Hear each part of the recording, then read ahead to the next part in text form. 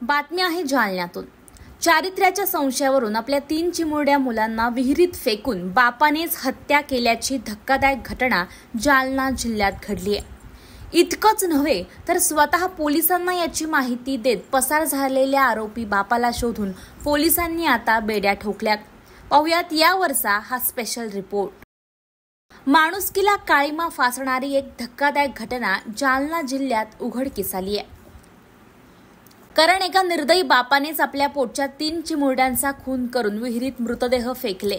संतोष धोंडीराम टाकवाले असं संशयित आरोपी बापाचं नाव आहे। त्याने एक मुलगा आणि 2 चिमुकल्या मुलींचा खून केलाय। त्यानंतर त्याने स्वतः पोलिसांना याची माहिती दिली आणि तो तिकडून फरार झाला। मात्र पोलिसांनी छत्रपती संभाजीनगरमधून त्याला ताब्यात घेतलंय।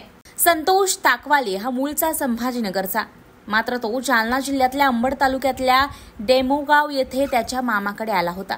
त्याला 2 बायका आहेत, मात्र मयत 3ही मुले त्याच्या पहिल्या पत्नीची होती। संतोष हा गुन्हेगारी प्रवृत्तीचा असून बायकोवर नेहमी संशय घेत होता। यातच त्याने एक मुलगा आणि 2 मुलींचा खून करून मृतदेह विहिरीत फेकून दिले। सोहम टाकवाले, शिवानी टाकवाले आणि अमृता टाकवाले अशी मयत मुलांची नावे आहेत। दरम्यान माहिती मिळताच पोलिसांनी घटनास्थळी जात 3ही मृतदेह बाहेर काढले, पंचनामा केलाय। अंबड येथील शासकीय रुग्णालयात शवविच्छेदनासाठी मृतदेह पाठवलेत। त्याचबरोबर फरार झालेल्या आरोपी पित्याला आता ताब्यात घेतलंय। मात्र या घटनेवरून संशयाचं भूत किती निर्दयी असू शकतं याचा प्रत्यय येतोय।